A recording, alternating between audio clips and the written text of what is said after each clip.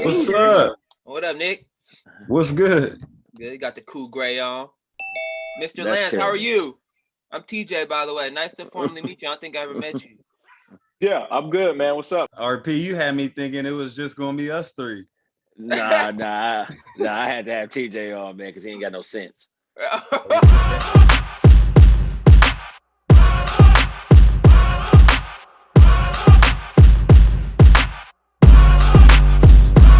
Nah, but this is my thing though. So you two had to coordinate the grays, or what we doing? Oh no, I ain't even. You know he all the way out west where y'all at. but we're on the same wave always. Welcome to Move the Chains. Like I said, this is the show that's a conversation about diversity, inclusion within football. It's an opportunity for us to use our platform to be able to share perspective, opinions, knowledge, but also gain some perspective as well. Actually help the viewers to get an understanding and raise awareness in regards to, social issues and issues that happen around football that football can be affected by, and that all of us have the experience of, either, sharing some light on, and the things that we need to do to go ahead and put ourselves in a better position, as well as for our families as well. The one thing I like to do from that standpoint is also shed light on the fact that we are people, and we're not just football players. We're people that, have to encounter the same type of social issues and issues that the average person does as well, because off the field, we're still fathers, we're still, husbands, boyfriends, and men at the same extent. So, some of the things that we, do encounter from the locker room and from the field is one thing, but we do encounter things in a different light and a different aspect as well when we get off the field as well. I'm going to introduce you guys one by one. So, bear with me on this one. First off, my guy from the best college there is, Eastern Washington. You know what I'm saying? Just throw that out there real quick. Nah, my guy, he's been in the league, man, about 7 years now? Yep. Ooh, man, yeah, man, you're old now. So 7 years. It was like 5, honestly, man. For sure. 7 years, though. Been a CFL All-Star, working on getting his Grey Cup to go ahead and get him a ring. But it's my guy, TJ Lee. Yes, sir. Also, from University of Toledo. I don't know if that's a good thing or a bad thing, but we'll touch on that too. But the University of Toledo also played in the CFL for a number of years in between BC and Winnipeg. Was a CFL All-Star as well. My guy Nick Moore, also his brother, also University of Toledo, NFL veteran, 11 years, played in New Orleans, Detroit, Pittsburgh, also Super Bowl champ, 2009.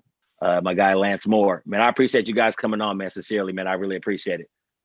Appreciate you having us, bro.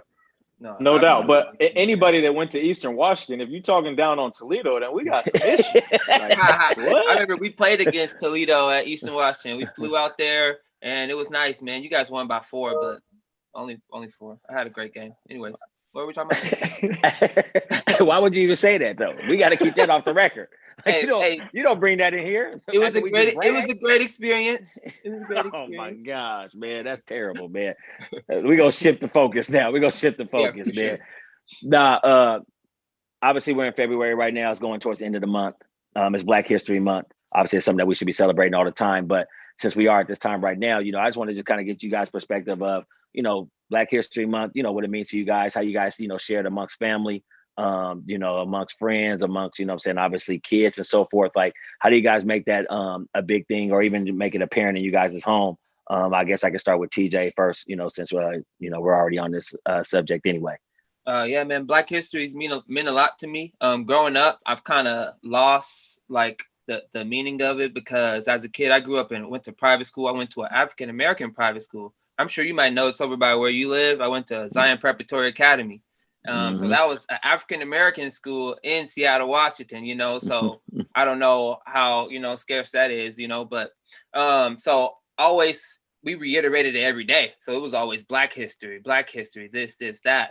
So it became so like second thought, it became a second thought to me, and it kind of brought things more into fruition. And nowadays, with everything that's been going on within the last year. So obviously trying to implement it in my family has been tough with my kids being so young. But with my wife also being white, it's important for me to talk about things, have the uncomfortable conversations with her that are necessary, and let her know who are pivotal Black people that she may have not learned about because she went to private school a Catholic school, and so she has a completely opposite upbringing. So it's very pivotal for me to incorporate Black history and the importance of the Black leaders that came before us. But I don't know if I'm shoving too much down their throat, or, so there's always that medium. But I know the cultures interface every day as well. So that's that. Yeah, I'd say for me, it's a Black History Month is a time to just honor and reflect the heroes. Also to pay homage to them, for what they did for us African Americans. Not only the popular heroes, the Harriet Tubmans, the Martin Luther King, but the unheard names that you don't hear about, and you have to pay homage to those people too. So that's just what it really means to me. And like TJ said, my kids are kind of young right now for them to kind of understand, but my oldest Romeo, he's 2, he'll be 3 in May. They actually touch on Black History Month at school, and he comes home with his little drawings of Martin Luther King. So he's actually getting a little bit at school, and that's awesome to see, because he's in a primarily white school right now. And like I said, the fact that they're teaching this and they're sending them home with arts and crafts, showing that they're involved and into it, it's just reassuring, and it's an awesome thing to see. Yeah, look, man, I agree with everything that they're saying, and I think I'm going to go in a different direction. To me, growing up, we were Black kids, and that was really the extent. There really wasn't a whole lot of teaching involved, I think, in our household, or even obviously when we were in school. Black History Month was one month that we talked about the names that everybody knows. And for me, it was until I really got older that I really started to dive in deeper into the education of Black history. And it wasn't just limited to February, obviously, but just understanding about where we come from, how we got to this point, what we can do to move on from this point. And really, the last 5 years, I have been way more aware and interested in not only politics, obviously, but Black history, inequality, because of the situation that we're in this country, as far as all the things go with who the last president was, who doesn't even deserve a mention, but the following that he had and what they represented. In a place that you would think is the ultimate melting pot, right? We are a very diverse country when you look at it, but the ideals or the ideology that this country was built upon was racism.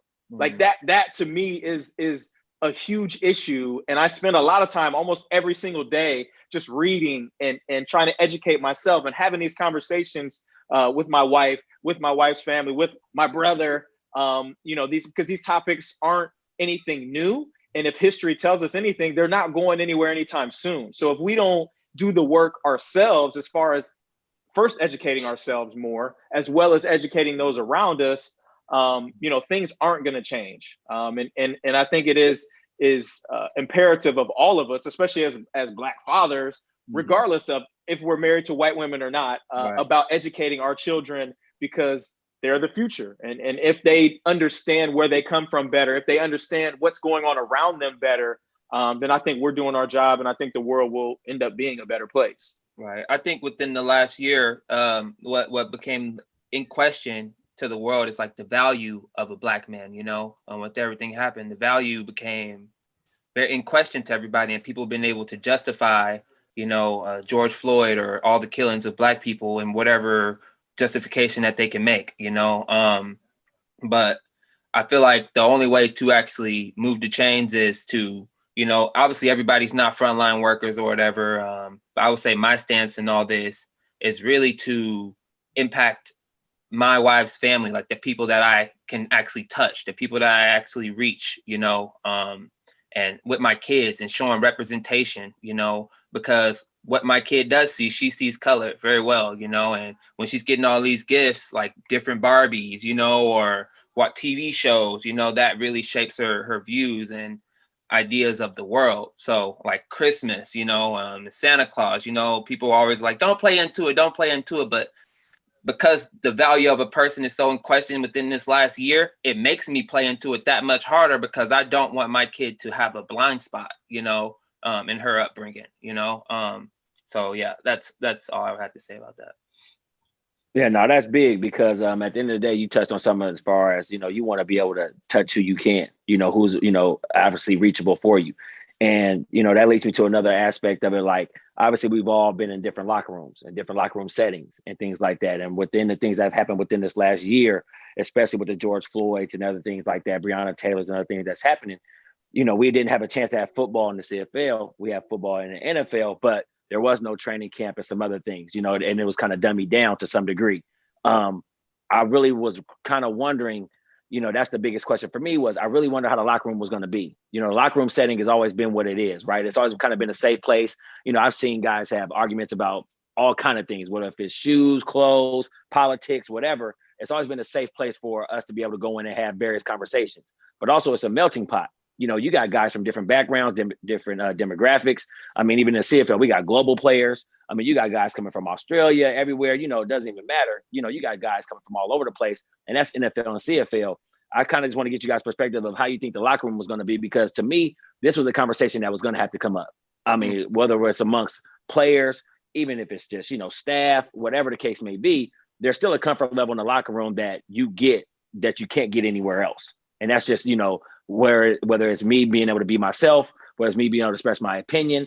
And the fact that we didn't really get to have that in full, transparency, I think was almost like a disservice. But from all of us that have experience of being in locker rooms, I kind of want to get your perspective, how you honestly think maybe the locker room would have been, the setting of it, how much it would have been received, and how much more I think, honestly, awareness would have grown. Because I feel like if I can impact this guy right here, and he has obviously the reach of thousands and thousands, whether that's through social media, whether that's through all these other things or whatever. Now we have the ability to reach the masses compared to even just only reaching my immediate family. Obviously, COVID restricted that, but if we had a chance to actually be in these locker room settings, I think we had a chance to obviously reach more and more people. So maybe I'll start with Lance in this sense or whatever, especially NFL-wise, since it's a bigger, media platform. How he thinks the locker room would have been, in that sense of maybe raising this, awareness, being able to talk about these issues and obviously be able to expand the perspective when it comes to these type of things. Well, I mean, I have a personal experience with it because of my relationship with Drew Brees in that situation. And working in media in New Orleans, I was allowed to have extra information, right? And I'm not going to put anybody on blast. But obviously, for those who don't know, Drew Brees basically came out before last season and said that he would never accept anybody taking a knee for the anthem, blah, blah, blah, blah, blah. And for me, that was like, it almost was like heartbreaking to hear him say that. Now, he had that same stance 4 years ago, almost 5 years ago now, when Kaepernick first took the knee. And for somebody who has as much respect for Drew Brees as I have and know him, I've known him as long and know him as well as I do, it really hurt me to hear him say that, specifically because Colin Kaepernick taking the knee was George Floyd in theory, okay. Right? I mean, like it was literally Kaepernick taking a knee became George Floyd getting kneeled on, and how somebody could see that situation and not say, you know what, that's what Kaepernick was kneeling about. It's not about the flag. It's not about the national anthem that is racist in its entirety. The song, if anybody's ever read the actual lyrics to the song, it was created as another racist anthem, basically, in this country. So to deflect from what the actual issues are and be talking about something else, I just didn't understand. And I told him, as soon as it happened, I tweeted something, and literally a day later, I had a text from Drew Brees, Lance, I'm so sorry, blah, blah, blah, blah, blah, blah, blah. And I let him have it. Like, look, man, 70% of your teammates are Black.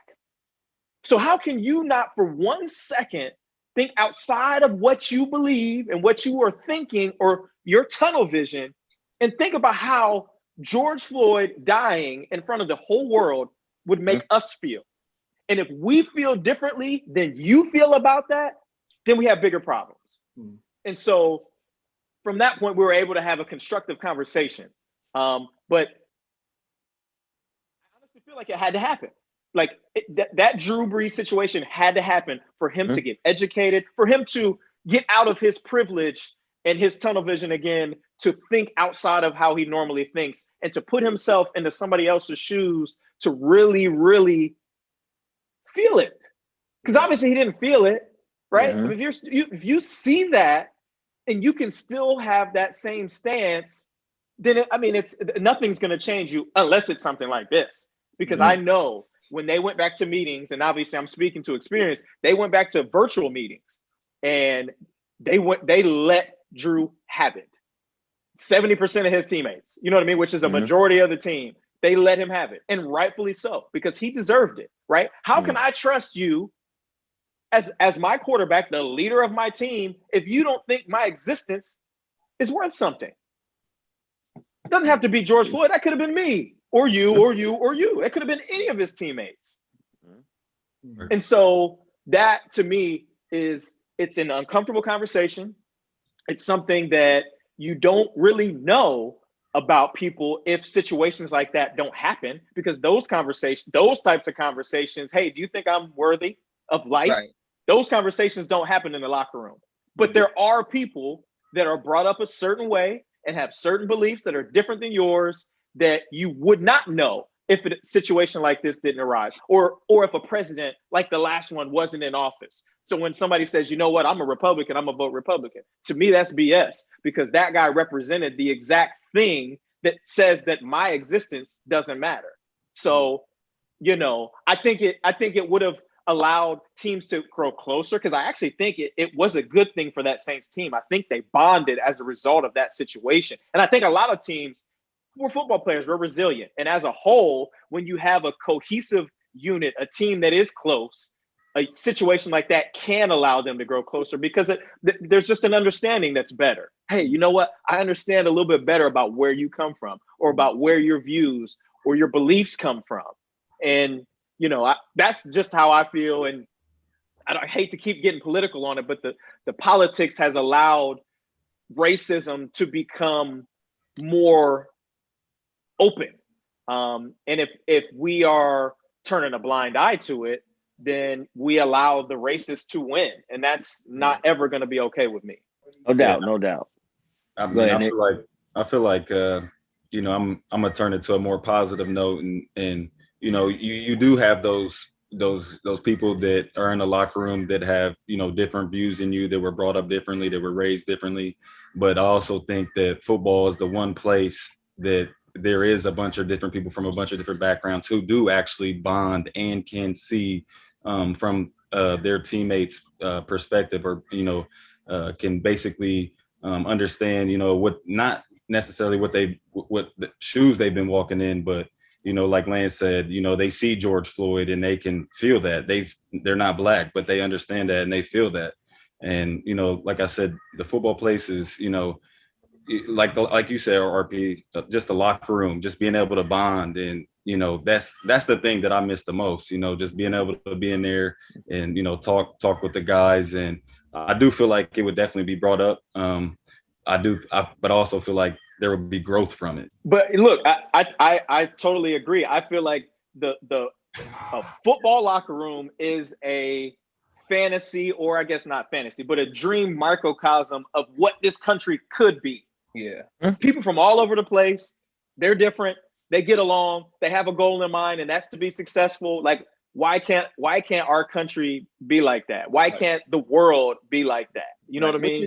Which is why I'm gonna talk about the coach. My angle is definitely a coach's angle, because he has the team's overall vision and the overall ideology. So basically, if you can't get along, or you don't go along, even if you're the quarterback and you're making the most money and you probably come from a great background or whatever, so your money is substantially bigger than everybody else's, so you're able to think different, or go to country clubs, or just your social circle is different outside of football. But regardless, as a coach, it's like your leadership, basically your thoughts. If you be like, I'm not going to take this BS, it's important for us to understand Black Lives Matter, and, push the team in that direction of thinking that way.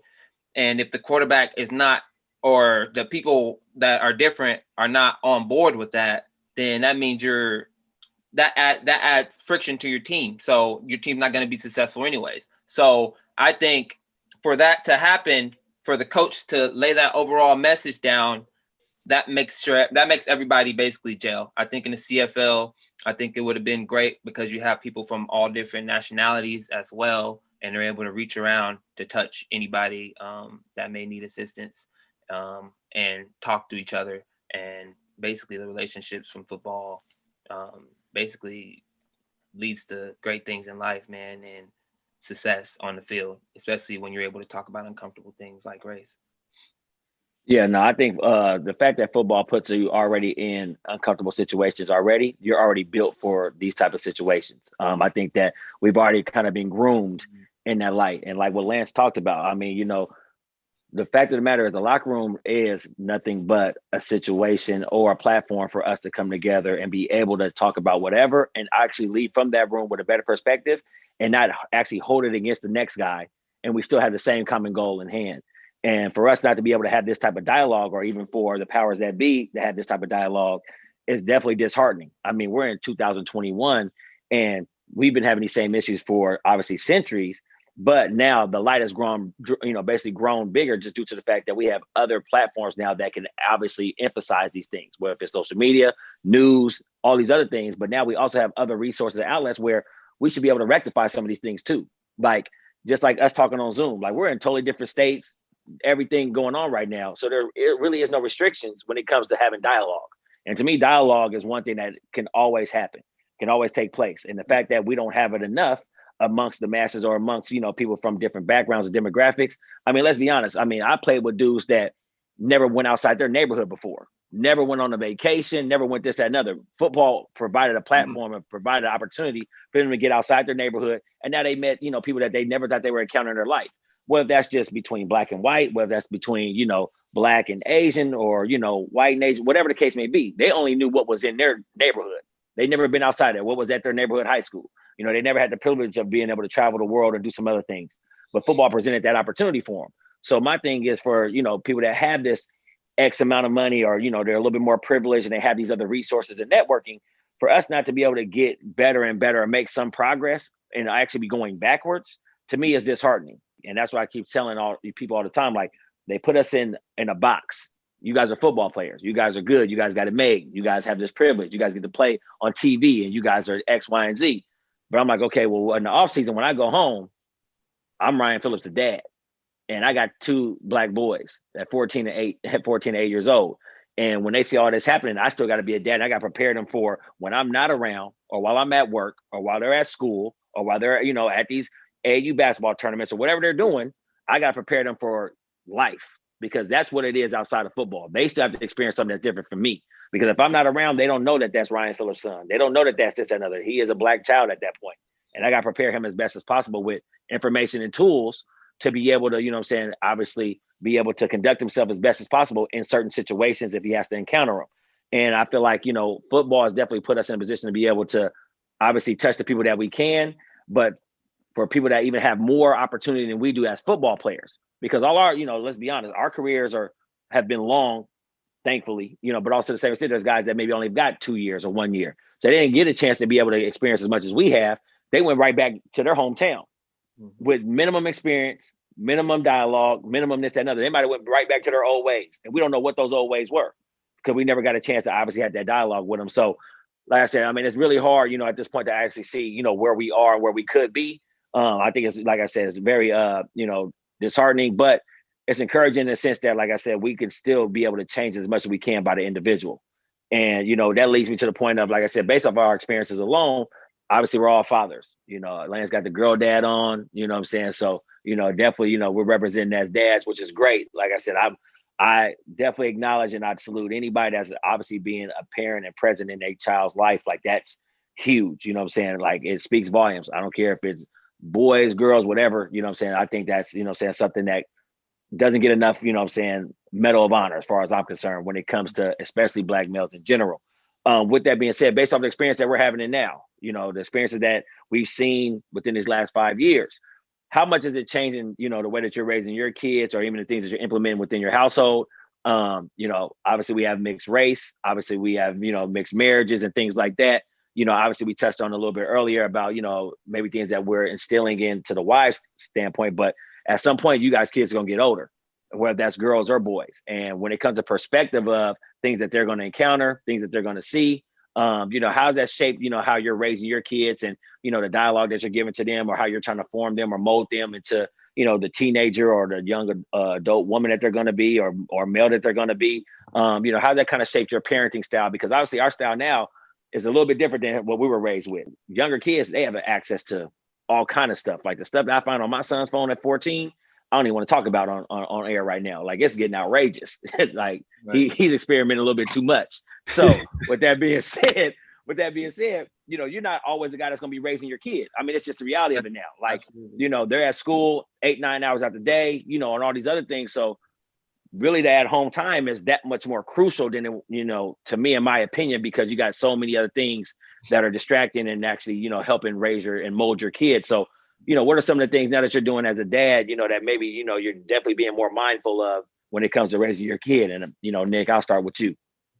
I think the biggest thing for me is just, being honest with my kids. And, my youngest he'll be 9 months next month on the 3rd, or on the 2nd, actually. So he's still a little young, but my oldest Romeo, just trying to keep things in perspective, keep an open conversation, let him know that I'm always here for him, and whatever he needs, that, I'm, even if he does something wrong, hey, if you come tell me, if you let me know before I find out, we can work through it. But, if you're doing things that, that I'm against, and I find out after this, you're going to be worse repercussions. So yeah, that's all I got to say.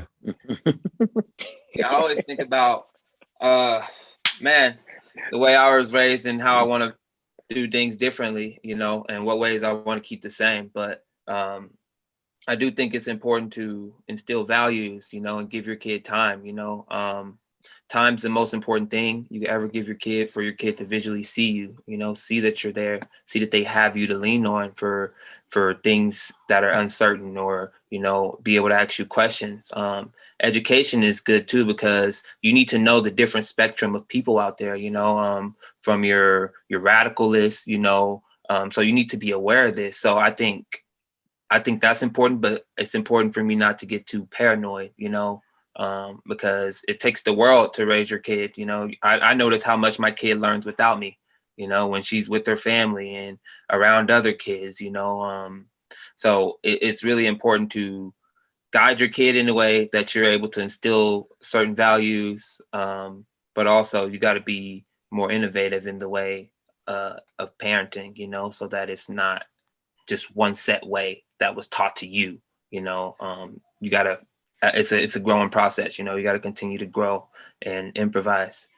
Yeah, I mean, I totally agree. I think it's best that you educate them as best as you can. You create awareness of situations, of people, and I live in a very affluent neighborhood, and I try to make sure that we are surrounded by people that look like us, as well as people who don't look like us. So, like my wife's family is all in California, and they're all always here, and that's cool. And I love them to death.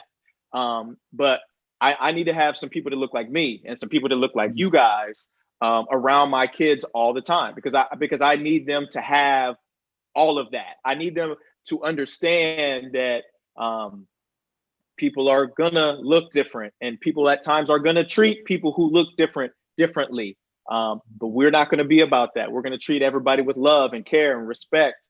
And yeah, I mean, I think TJ is exactly right. Like you evolve with the times, right? This parenting thing is an imperfect science. We're all learning on the job. Like I don't parent the way that my dad did. I'm sure Nick doesn't parent the way that my dad did, nor do you guys parent exactly the way that they did. Because not only do times change, but people change, and you understand and you grow and you learn. And I think it's a continuous thing. It's very fluid because it's ever changing. But as long as you do instill those values in them, you teach, I think, a work ethic and understanding. You leave a foundation of communication. Hey, you can talk to me at any time. I think the conversations that I'm going to have with my daughters are going to be fairly different than the conversations that I end up having with my son. right? Like, I mean, it's just natural. But I'm gonna make sure that I'm teaching the same things, right? I might give it to my son a little bit differently than I give it to my daughters, but I'm gonna teach them the same things because I think those things that I'm teaching are going to be very important to not only their development but the decision making, and obviously their life as they get older and into adulthood. If they've got a strong foundation, I think that you set them up for success. Now from there, it's on them, the decisions that they make, the people that they surround themselves with. But yeah, I mean, I think that's important. How much more leniency you gonna have on your boys though than your girls? How much? How much more leash? How much more leash you gonna have on there? I think naturally, as a man, I'll have a better understanding, I think, of if and when my son gets into something, a situation, whatever it might be. And I don't want to scare my daughters, but I don't want to shy away from the tough conversations or the tough topics that, because if you don't have those conversations, then they're not equipped well enough to be able to make those decisions properly. And what I think is proper might not be what they think is proper, but we're going to talk about it. And if I do that, I was scared to death when I first found out I was having a daughter, and then I was scared again the second time I found out I was having a daughter.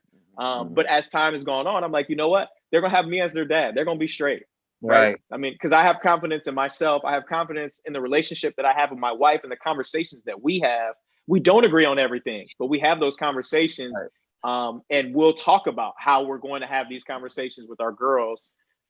With my son, I mean, he's a wild boy already. So I already know that it's going to be interesting when the time comes. But I do think it starts with communication. And I think it starts and ends with communication, because if you don't have those conversations, then there's trouble. I think at some point. I think as a dad, it's important to like the practices of being able to talk, especially having a girl or something, the being vulnerable, and how far that gets you, especially when you're talking to your daughter or something, as she's continuing to grow up. I feel like as vulnerable as you are growing up, and the practice of talking out your thoughts and feelings may get you more leeway, in terms of understanding what he or she may be going through. And that's my game plan. I'm just very vulnerable right now. I got to be as sensitive as I got to be so I could move the chains with my daughter. Shoot, I'll try. That's for sure. But like I said, talk to me when y'all kid turn 14 and tell me what the conversation is like. Because man, as of right now, like I said, man, I'm praying every night, man. Like, this is crazy. You know what I'm saying, right now. But honestly, though, man, I mean, honestly, it's a good thing, though, man. Like, you want to see your kids grow. You want to see your kids have experiences, right? And you don't want to shelter them, because at the end of the day, like I said, when they get out in the real world, they got to be ready and be equipped for whatever it is that they're going to encounter.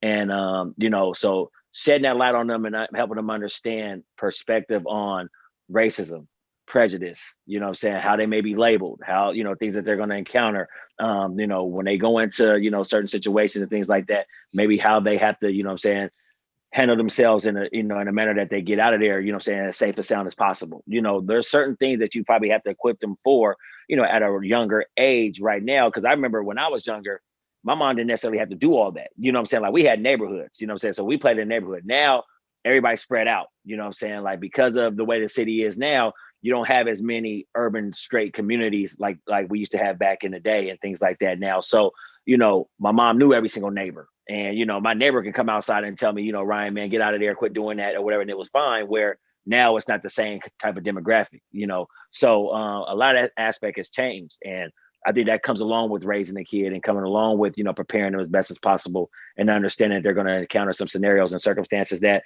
maybe are, a little bit differently from what I had to endure and things that I had to overcome myself. One thing that, you guys all touched on was making sure that you guys put kids in a lot of different dynamics, as far as, seeing people that look like them, seeing people that don't. There's a term that I want to ask you guys about that, obviously, to me, in the last 2-3 years has become way more apparent than ever. People always say now, I teach my kid not to see color. Now, I have my perspective on that. They say they teach their kid to do that. They say that they look at it like that. I'm not gonna say my opinion yet because I don't want it to steer anybody. You know, I want everybody to be able to say their opinion about that. But you know, just wanted to know your thought process on that term. I think it gets used almost overwhelmingly compared to the past 5, 10. I don't even remember ever even really hearing it 10 years ago, to be honest, as far as in regular casual conversation. But now within the last 3 or 4 years, based off of things and events that have taken place, I feel like we're starting to hear that term all the time when it comes to these type of conversations. So just kind of want to get your viewpoint on it. Whoever wants to start first, that's fine. But just want to get your insight about what you think about that term in general. And, if you believe in it or if you think that's something, I'm not going to say who's right or wrong, but just want to get your thought and your perspective and your opinion on it. I'm just going to go ahead and say, I feel like if you're a white person and you're saying that you don't see color, you've never been in a situation where your color has been, in question, or your color has been less than, but as far as my family, my daughter, yes, I expect her to see color. I expect her to see every color. I expect her to know her colors, so yeah. And so we associate things because, like I said, like one weekend, my daughter, she went over to hang out with her cousins, my side of the family, which is very different from hanging out with the other side of the family. And it's crazy how my daughter know how to act. In very different arenas, like my mom's like, oh no, she listens. Oh no, she's right there. Oh no, she listens. She follows the kids. But when she came back, she's like, oh, this daddy black, mommy's white, so the things that she's learning, like, so if I don't teach her, who's going to teach her what's black or white or how to treat black or how to be white? So it's important for me to also teach her how to teach people how to treat her. You know what I mean? You teach people how to treat you, and it's important for her to have manners and stuff as well. But I think basically, yeah, to answer your question, yeah, I do see color and my family see color. But I do have family members outside the spectrum that said that a bajillion times, that they don't see color and their intentions, like they mean well, but it's important for me to get them to see color and why they should, but. Yeah, I feel like I agree. I feel like that can be like just an easy cop out and an easy excuse or easy reason for someone to say, for them to say that they aren't racist. I mean, how could you look at somebody and not see color? Now, looking at somebody and seeing color and being judgmental is different. For me and Lance, I mean, we're mixed, but we both have been, we're black men. That's what we've been taught since we were young. But if we see a black man, we see a black man. If we see a white man, we see a white man. But we don't have judgment because, in essence, we are both of them. So I just feel like, yeah, it can be a cop out, but I also do feel like, for let's just say, throw an example in there in the locker room for somebody who's played football, who's been around different cultures, different backgrounds the whole time they've grown up.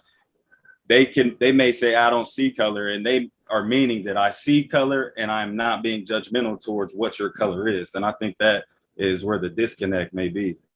Yes.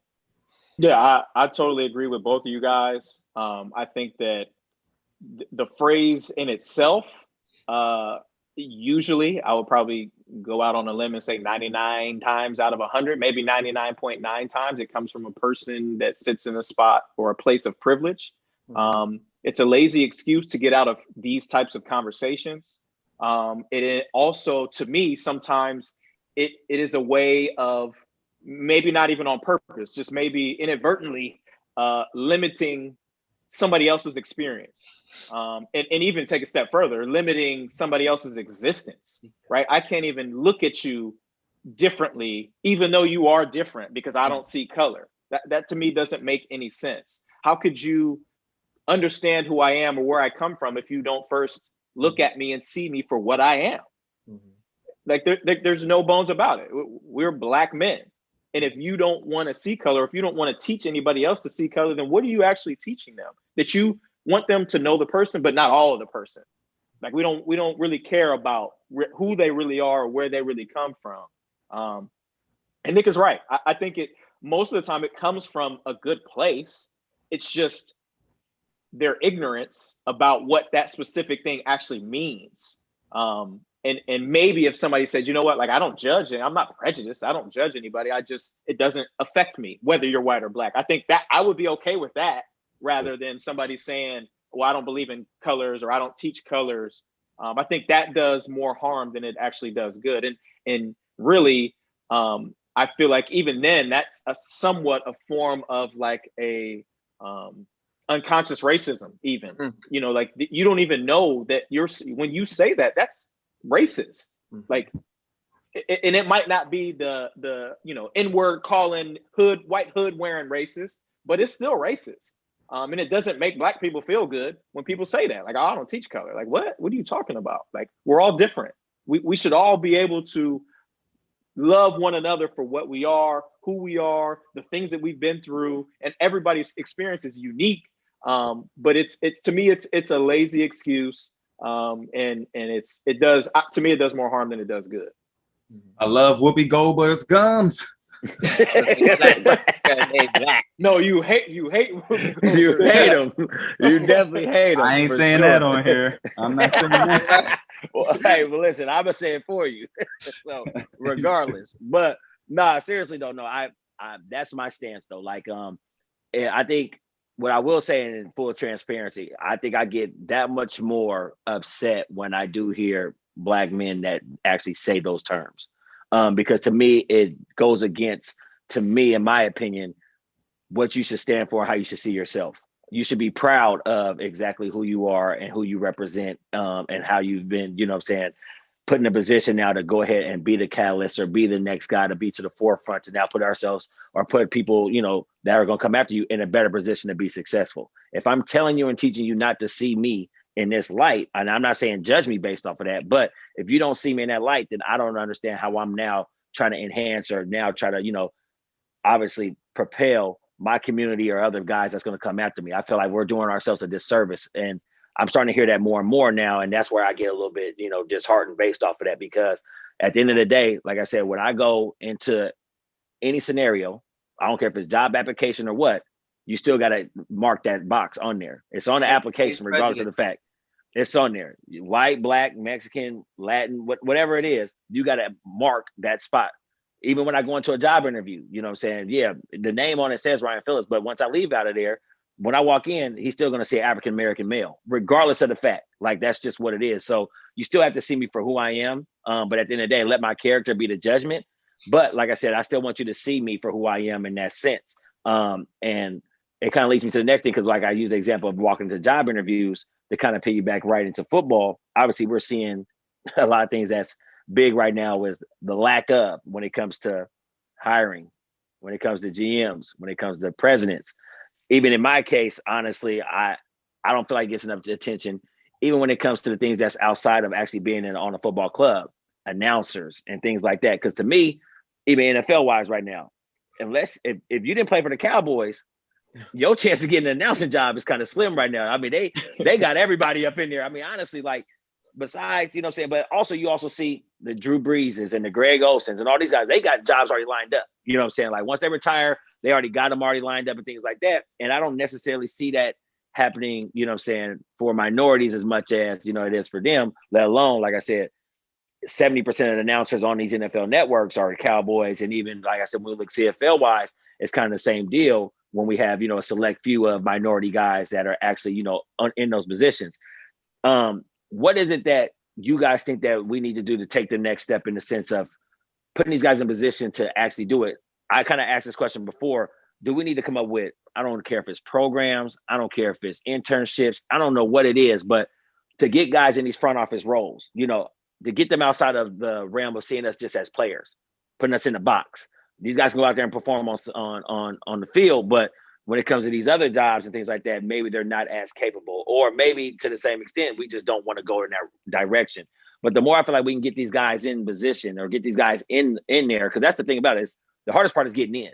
Once you get in, now you can kind of propel yourself, and hopefully, through hard work or whatever, you can get yourself to move up the ranks. But we can't even get in, saying a lot of times. And that's the biggest difficulty that we're facing right now. So what kind of things do you think that we need to do to try to get ourselves in position to be the next GM and be the next president or be the next, whatever the case is? Because Patrick Mahomes might be, like I said before, Patrick Mahomes might be the highest paid player, but there's somebody, that's signing that contract. There's some GM that's still making these contracts work. And we got to put ourselves in those positions as well on some ball clubs. I mean, there's a select few number of GMs in the NFL right now that are, minority.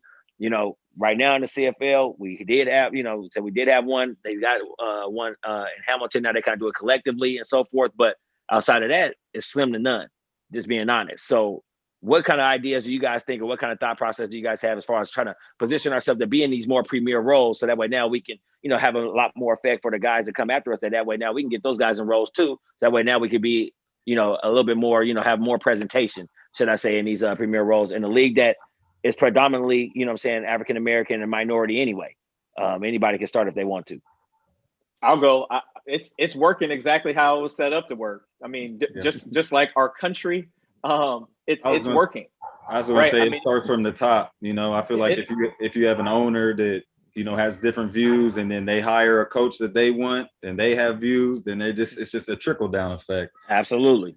Yeah. So I mean, I think that's exactly right, and it was set up that way. The NFL obviously has the Rooney Rule, which makes teams have to interview. I think now it's two minority candidates, whether it's a head coach or general manager. But even then, I guess that's a step in the right direction, right? You got to get them in the door before you hire them, right? So at least that gets them in the door, to get them sit down in front of somebody. But it's systemic, man. It's like the owners. Most owners don't want a black man running their franchise. Most owners don't want a black man as the head coach of their franchise. That's just what it is. And if we think otherwise, then we're fooling ourselves. But I think that, especially nowadays with social media and the amount of information that's out there, former players, advocates, writers speaking out about these things, I think that eventually is going to create more and more change. But it's crazy. I mean, you talk about leagues that are well over majority black, yet the representation at the highest levels is not there. There are no black owners. There are very, very few black GMs. I think there's 2 now, or maybe 3. A head coaching carousel this year that had 6 or 8 job openings, and only 1 black coach was hired. These things, to me, that if you look from the outside, and I was ignorant, I was somebody that has those type of views, I would say, well, they're just going to hire the best guy. To me, that's BS, because they have this innate ability to not give the same amount of attention or opportunity to those who are black or minorities, even as we see more and more minorities are getting into the coaching ranks or moving up the coaching ranks. I mean, I think awareness, putting more programs in place. Because they have the coaching, the NFL coaching fellowship for minorities in the NFL, which, sure, coaches might get hired on the lowest of levels, but obviously there's not a ton of offensive and defensive coordinators that are black.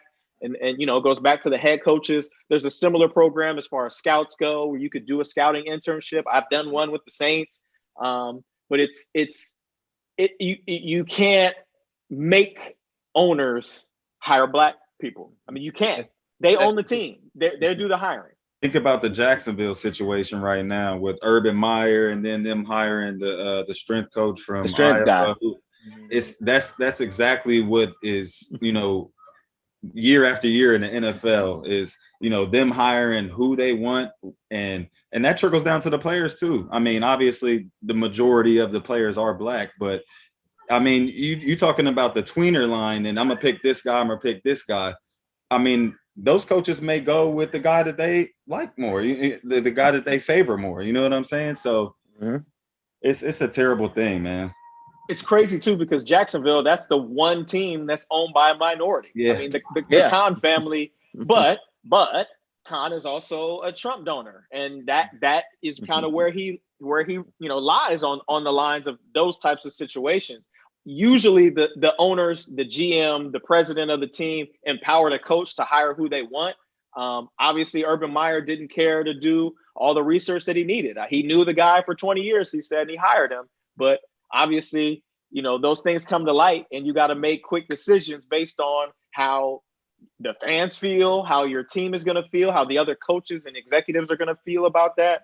But yeah, it's bad, and I don't know how it's going to change. I mean, I guess that's my answer. I think moving forward, man, I think our job personally, what things we can do is kind of plant the seeds, I mean, obviously we're in these youth camps or we're teaching kids and we're around these schools at high school level and stuff. Everybody wants to play football, but not everybody's going to make it playing football. So other avenues to stay around the sport. I mean, growing up, I knew I wanted to be a football player, and I didn't know there was a chance of me being a videographer or being a head coach or being a general manager or owner, so I didn't know what I was capable of, so basically just instilling in these kids, you can't play football. There's other things you can do. I kind of got a little bit up out the last podcast, but I don't want to touch on it too much, but just basically just plant seeds and letting the kids know there's other ways, than just playing football to stay around the sport, and to grow within the sport. I mean, I think if I knew that, I feel like I would be more equipped to be a coach, but I would have probably practiced or put myself around people, and it's never too late for that. But I'm not saying I want to be a general manager, but I would love to be a coach for that reason, to be able to empower kids, let them know that there's more than just playing football and teaching life skills through sports. Oh, yeah. Oh, there we go. There we go. Happy birthday. Nuh-uh. Thank you. Birthday. Happy birthday. Yeah. Gotta have the kids, man. Gotta have the kids. Look, man, that's crazy. TJ got a baby, man. TJ somebody's dad. This Maddox right here. Man, I never thought this guy would be somebody's dad, man. Hey. Hey, I'm just telling you, man. Hey, you just never know, man. We got kids raising kids, man. This is wild, man. Crazy. Man, like I said, man, I appreciate you guys taking the time, man. Like I said, man, let's continue to try to move the change as best as possible, man. Like I said, continue to be an influence, continue to, like I said, help the guys that are coming after, continue to be great dads, man. I appreciate you guys, man, sincerely, man. And until then, man, like I said, let's continue to move the change. Sure, man. Thanks for having me, man. This is inspirational and this is very intellectual, and I love it, man. Thank you. Appreciate y'all. For sure. Thank you.